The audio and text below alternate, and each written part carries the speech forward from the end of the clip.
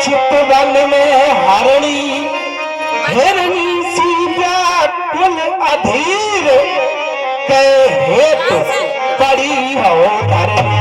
हे प्रिय, आज मुझे आपकी दशा ऐसी प्रतीत हो रही है कि मानो किसी बहेलिए के बाण से घायल मृगी छटपटाती हुई नजर आती है।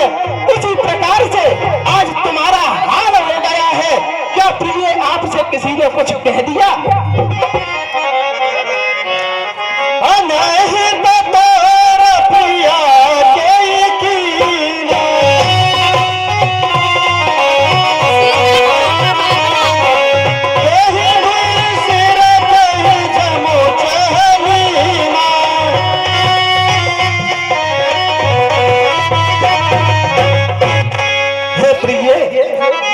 क्या तुम्हारा किसी ने अनिष्ट किया है? किसके कंधे पर दो सर है? यमराज अपने लोक को किसको ले जाना चाहता है? तनिक मुझे बताओ तो सही प्रिय। कहीं कहीं रंग कहीं करो नरेशु, कहीं रंग कहीं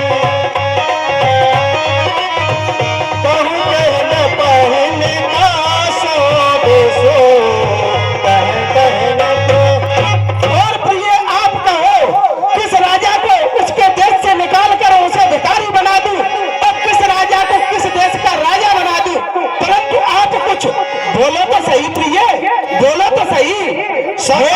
प्राण प्रिया बोलो बोलो, ये ढंग आज क्यों है? बेबात फूल से मुखड़े का हो रहा मलिन रंग क्यों है?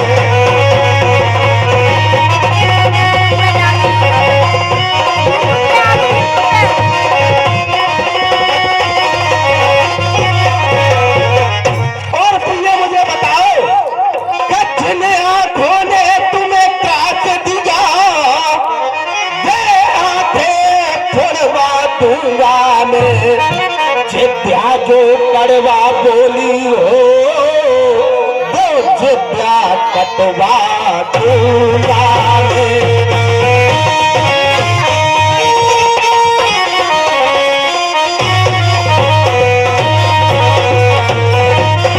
और प्रिय मुझे बताओ तो सही कि लटके मोती क्यों बिखरे हैं और मन मार मार क्यों मचला है?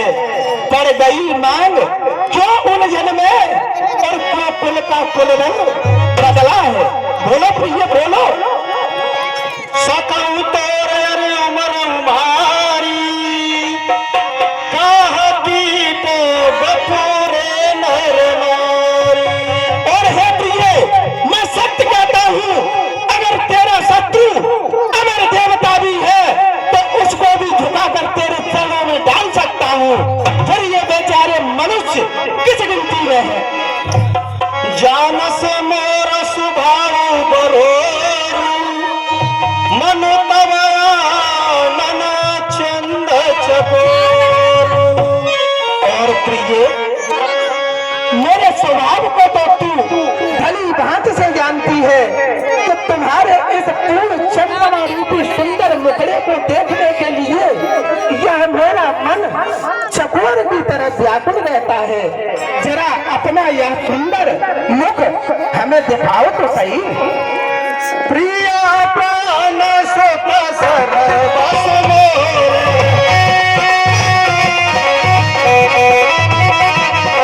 परिजन प्रजा सकल बस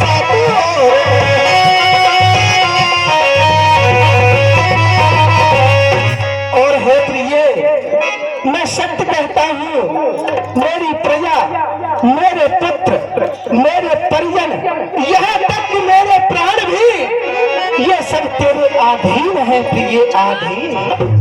जो कुछ कहा कपट करते ही, भामिने राम शपथ सत मोही।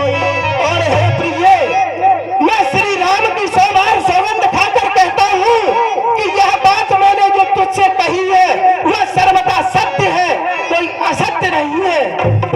बेहस मान मन भावत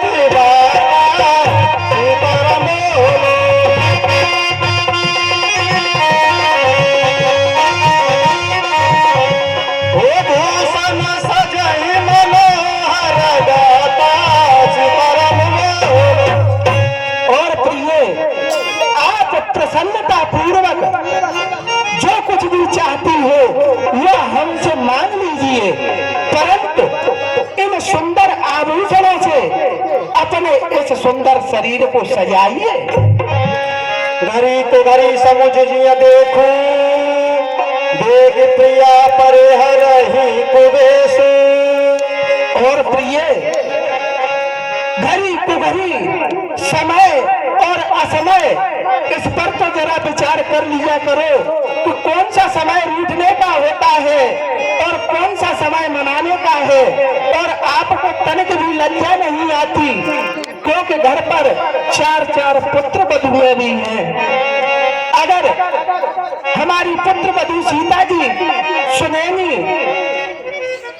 कि छोटी माता रूठी हुई है और पिताजी मना रहे हैं, वह भी बुढ़ापे पर, तो यह शर्म की बात है कि नहीं?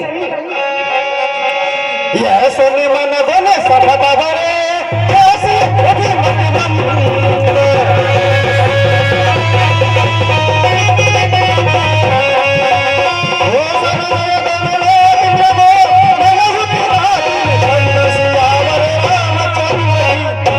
के साथियों, इस प्रकार से मलाई के द्वारा जो है ऐसे बचनों को सुन करके और फिर मैं अपने मन में श्री राम जी की सवाल खा चुके हैं, भगवान राम की सवाल खा चुके हैं, मलाई इसको सुन करके और वो एक रानी के जो मुस्कुरा करके खड़ी हो गई।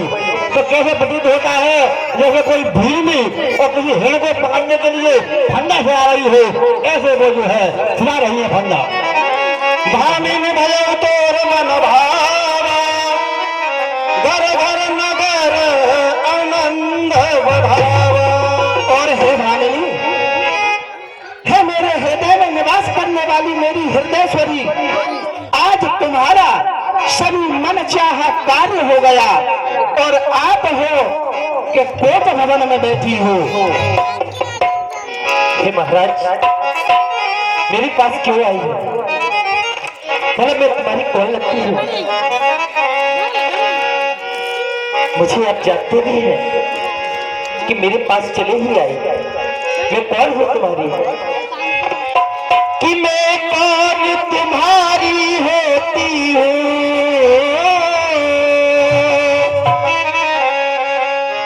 अरे तुम किसे मनाने आए हो? मन में रखते हो स्वार्थी भाव, बातों से रिझाने आए हो।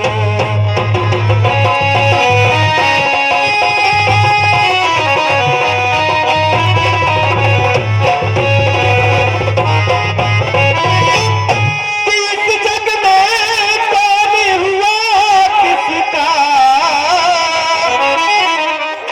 और सब मोह देखे की चाहत है वही तुम्हारी।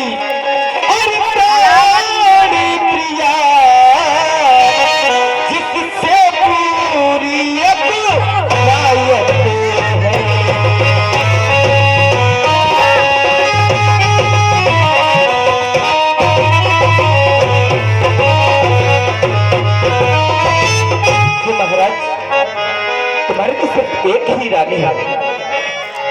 कौशल्या, मुझे तो आप ब्याह करके नहीं लाए।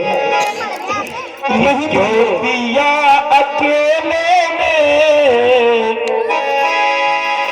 और क्यों पिया अकेले में हमसे मिलने आए।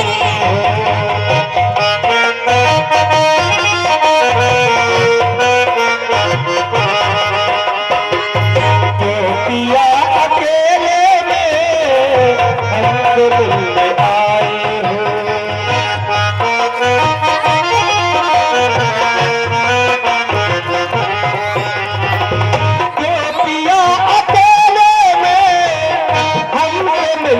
आए हो ऐसी क्या गरज पड़ी, आज क्या गरज पड़ी, तू जला के आए हो।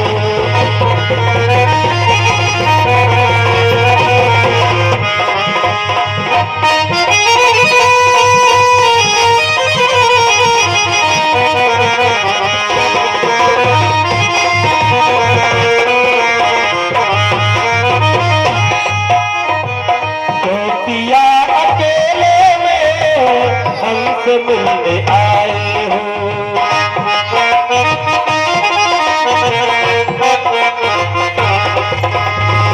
झूठी प्रीत दुनिया में आज हमने देखी है।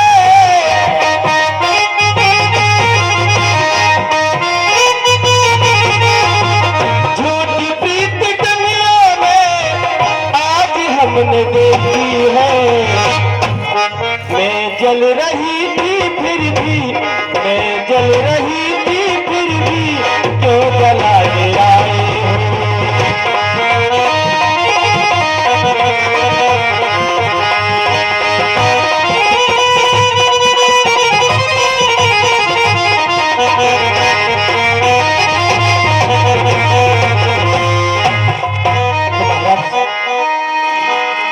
मेरे पास क्यों आई है?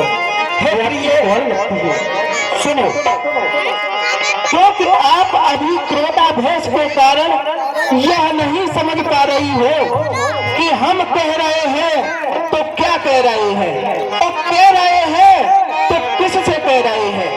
आप हमसे कह रही हो कि मैं कौन तुम्हारी होती हूँ, क्यों नहीं कहनाए हो। तो प्रिय, आप भली भांति से जानती हो कि आप हमारी पत्नी हो और हम आपके पति हैं, फिर भी आप कह रही हो कि मैं कौन तुम्हारी होती हूँ, नहीं कहूँगी महाराज। और फिर आपने कहा कि क्यों प्रिया अकेले न मिलने हमसे आए हो। तो हे प्रिय, इस पर मेरा कहना है कि चाहे तो हमारी तरह राजा महाराजा हो या आम प्रजा, किसी भी पत्नी के पास जाने के लिए उसे गुरु की या किसी मंत्रियों की या सहयोगियों की जरूरत नहीं होती, और यह कोई नई बात नहीं है। आपके पास तो हम हर रोज आया करते थे, इस बात को आप भी भली भांति से जानती हो। क्योंकि जानस मोर स्वभाव बनोरू, मन तब आनंद चंद चकोरू। तुम्हारे इस सुंदर मुखड़े को देखने के लिए यह मेरा मन चकोर पक्षी की तरह व्याकुल रहता है। कैसे प्रिय? तेरे चेहरे में वो जादू है, तेरे चेहरे में वो जादू है, दिन दो खिंचा जाता हूँ और जाना होता है और कहीं तेरी ओर चला आता हूँ।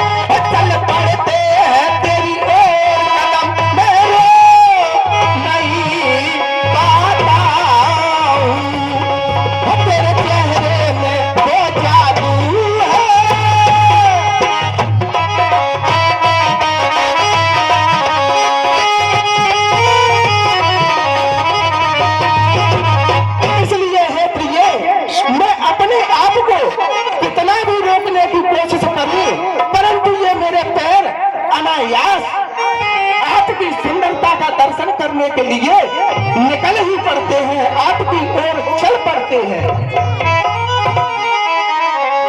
राम ही देव काल जुबराजू सजहि सुलोचन मंगल साजू।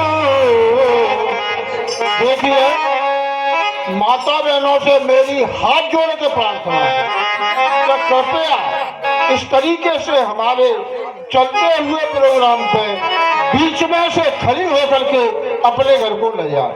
क्यों? इससे हमारे कलाकारों का मनोबल गिरता है। तो मैं आपसे हाथ जोड़ के निवेदन करता हूँ, आप रामलीला देखने आई हो, उसका आनंद लो, लेकिन बीच में से खड़े होकर के जा करके और हमारा मनोबल जो मत गिराओ। और हे प्रिय, आपके पास मैं बहुत ही सुंदर सूचना लेकर आया था, बहुत ही सुंदर संदेश आपको सुनाने के लिए आया था, परंतु आपने मुझे कहां पर उलझा दिया। हे प्रिय, कल अपने ज्येष्ठ पुत्र राम का इस अयोध्या नगरी का राजा बनाया जाएगा। इसलिए प्रिय, तो भवन में बैठी हो और तो भारी तुमको पल पल है, जो तुम्हें प्राण से प्यारा था, उसका अभिषेक दिवस कल है।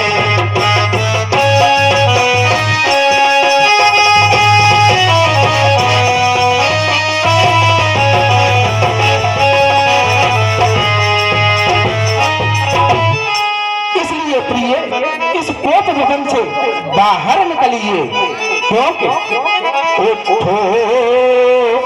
सोना श्रृंगार करो, क्यों धूमे धूसरित हो रानी, उठो सोना श्रृंगार करो।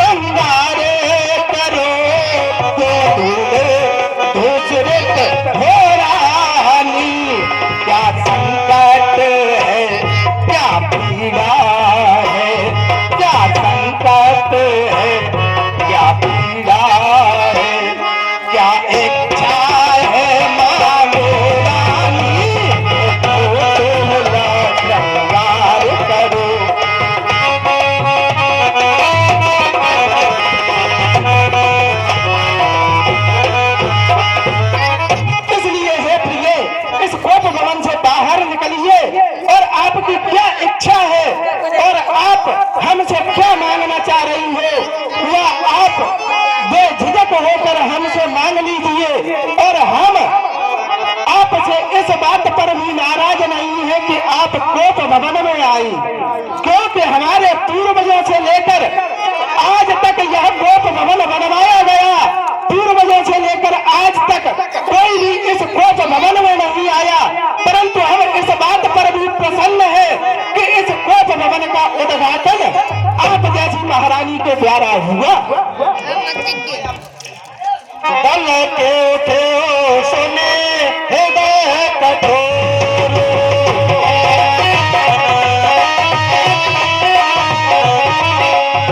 दल के उठे सुने हृदय कठोर,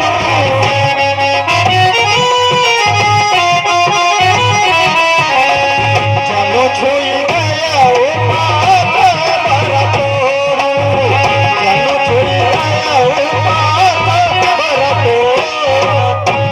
साथियों, इस प्रकार से महाराज की बात को सुन करके महारानी के का हृदय जो है एकदम जो धड़क उठा, माने एकदम जो है हृदय फड़फड़ाने लगा, कैसे जैसे कोई पके हुए बच्चों को छू दे और उसमें जो जलन होती है, पीड़ा होती है, ऐसी पीड़ा जो है महारानी के हो रही है और ये बातों से। अरे महाराज, मैंने कहा कि मुझ अकेली के पास क्यों आई, तो आपने कहा कि पत्नी के पास पति किसी की इजाजत लेने का अधिकारी नहीं होता। हाँ हाँ, यही कहा ना। मुझे जानते हो मैं तुम्हारी पत्नी हूँ, तुम्हें पता भी है। या तुम्हें पता होता तो इतना बड़ा उत्सव हो रहा है, क्या मुझे कोई नहीं बताता? तो उसी की सूचना के लिए तो हम आपके पास आए हैं। अरे कल राज तिलक तो कल होना है और ये सजावटें तो काफी दिनों से चल रही है ना। नहीं, ऐसा नहीं है। और रही बात मांगने की, मैं भला तुमसे क्या मांगू? तुम दे भी क्या सकते हो? तुम्हारे बस का कुछ नहीं है। ऐसा आप क्यों कह रही हो? मैं आपको क्या नहीं दे सकता? सिवाय दुख के आपने दिया ही क्या है महाराज? अरे आप हमसे मांग के तो देखो, कहीं देखो आपको क्या देते हैं कि नहीं। जब भी मांगने की बात आती है तो कहते हो कि रानी कभी भी मांग लेना, जब तुम्हारी इच्छा हो तब मांग लेना। जब देने की बारी आती है तो अपने बचनों से मुकर जाते हो। नहीं, ऐसा तो कभी नहीं हुआ है कि हम अपने वचनों से मुकर जाएं। ऐसा हो नहीं सकता। हे केकई, आप यह मुझ पर मिथ्या दोषारोपण कर रही हो। आप हमसे मांग के तो देखो। हे महाराज, मांगने से भीख भी नहीं मिलती, बिना मांगने से मौत ही मिलती है। कि तुम कहते हो मांगो रानी, पर जान मांग पर मिटती है, बिन मांगे मोती और मिलते हैं, मांगे से भीख न मिलती है।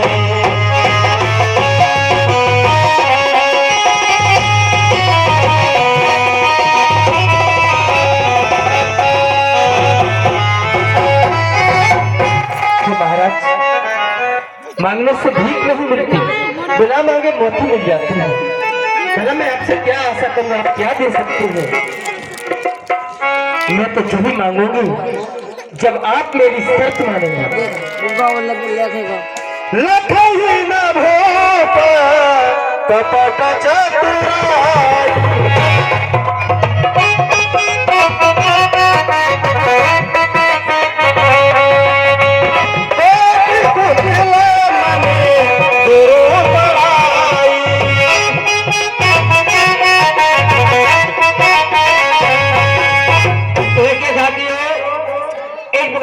महाध्वज जी रानी केकई की जो कुटिलपन की बातें हैं, बड़ी चतुरता की बातें हैं, उसको समझ नहीं पा रहे हैं, क्योंकि वो तो जो करोड़ों गुरुओं की देवता अदा करोड़ों गुरुओं की मंत्रा के द्वारा सिखाई हुई है, इसलिए महाराज जी उनकी कोई बातों को समझ नहीं पा रहे हैं। हे महाराज, कहिए महारानी। मांगने से देखती हूँ मांग तुम्हारी क्या देती है। भुखले वालों को बंधुआ देती है कि नहीं? ये तुम सच्चे क्षत्रिय हो तो अपनी बात से मत मुकरना महाराज, नहीं तो तुम्हारे कुल में धब्बा लग जाएगा। क्योंकि तुम्हारे कुल की तो एक ही रीत है ना कि रकुल भी सदा चले आई और प्राण जाए पर वचन न जाए। तब तुम्हें एक बात याद नहीं होगी महाराज। महारानी, आप क्रोधावेश के कारण हमसे कुछ भी कह रही हो कि आप कह रही हो कि बिन मांगे मोती मिलते हैं, मांगे से भी नहीं मिलती। अगर किसी व्यक्ति को बिना मांगे मोती मिल जाते हैं तो उसे भीख मांगने की क्या आवश्यकता है? फिर आप कह रही हो कि जो मांग शीश पर है, देखे मांग क्या देती है। महारानी, आपका कहना है कि देखिए मांग क्या देती है, परंतु मेरा कहना है कि मांग क्या नहीं देती। महारानी, एक मांग छोटी सी कन्या को गृहिणी तथा अन्नपूर्णा का रूप दे देती है, और आप कह रही हो कि मांग क्या देती है। महारानी, सन मान मांग का रानी जी, पूछो पूछो अपनी इन पतियों से, प्रियतम की प्रिया इसी से हो, भरती हो जिसे मोतियों से। मांग शब्द का दो अर्थ निकलता है, एक जो अभी शीश वाली मांग, और एक मांग शब्द से अर्थ निकलता है किसी के पास कुछ मांगना, किसी के पास हाथ फैलाना। तो उस पर भी यह विचार कर लेना चाहिए कि हम मांग रहे हैं तो किससे मांग रहे हैं, हाथ फैला रहे हैं तो किसके सामने फैला रहे हैं। महारानी ऐसे वैसे से मत मांगो, मांगो उससे जो पूरा हो, जो सदा बात का सच्चा हो, जो सदा बात का प्रेमी हो। अच्छा ये सब जाने दो, बतलाओ तो क्यों रोती हो, तुम तो फूलों सी हंसती थी, इस समय हुआ क्यों रोती हो। महारानी जो बात है वो बताओ, आप क्यों नाराज हो हमसे। हे महाराज, आपने कहा कि ये मांग तो पाणिग्रहण संस्कार जब हुआ था तभी मांग मिली थी। मेरे पिता ने तुम्हारे साथ विवाह किया है, जब मेरी ये मांग भरी गई, अब मैं तुमसे क्या मांगूंगी। यदि मुझे देना चाहते हो तो मेरी पिछली बातों को याद करो। महाराज तुम्हें याद होगा, हाँ हाँ बताइए। मेरी आपके पास 2 वरदान रखे हुए हैं। आपके 2 वरदान? हाँ, देवासुर संग्राम के समय हमने आपको 2 वरदान दिए थे। भला भूल भी कैसे सकते हो, क्योंकि उस समय तुम्हारे प्राण संकट में थे, लेकिन फिर भी भूल गए। भूलने का कारण है तुम्हारा ये राज, जिसकी खुशी में तुम घूम रहे हो महाराज। यदि मैं तुम्हारी पत्नी होती तो इस शुभ अवसर पर मुझे भी पता होना चाहिए था, लेकिन नहीं, मैं तुम्हारी पत्नी कहाँ हूँ, मुझे तो खरीद करके लाई हो। महाराज यदि मांगने की बात करते हो तो मैं ऐसे नहीं मानूंगा। तो फिर कि नीच नीच पड़ी बातों से और मुझे बुला तो मत बहकाओ, सत्री नरेश यदि कहना हो सौगंध राम की आ जाओ।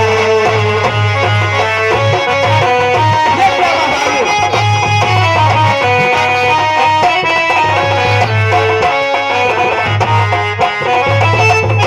क्या महाराज ये वास्तव में ही क्षत्रिय नरेश है। जब तुम राम की सौगंध खा जाओगे उसी के बाद मांगूंगा। हे महारानी, हमारे तुम्हारे आपसी विवाद में, आपसी लेन देन में अपने बच्चों की सौगंध क्यों? क्या आपको मुझ पर भरोसा नहीं है? भरोसा तुम्हारे ऊपर कैसे करूं महाराज। ये देवासुर संग्राम तो कितने वर्ष पहले हुआ था, और कभी आपने उसकी याद की कि रानी को कुछ चाहिए या नहीं चाहिए। हे महारानी, मुझे भली भांति से याद है, आप मुझ पर बार बार लालछन लगा रही हो कि मेरे आप पर 2 वरदान धरोहर में है और आपने मुझे अभी तक दिए नहीं, परंतु इस बात को क्यों भूल रही हो कि ठाठी राग न मांगे पाऊ। आपने उन वरदानों को मुझ पर धरोहर रूप में रख दिए थे कि जब समय होगा तब हम आपसे मांग लेंगे, परंतु उसी समय का हम इंतजार कर रहे हैं कि वह समय कब आए, कब आप हमसे मांगो और हम आपके वो 2 वरदान ध्यान दो, पसंद से ध्यान दो। राग बड़ा रघुकुल रीति सदा चले आई, प्राण जाहु वर बचनु न जाई।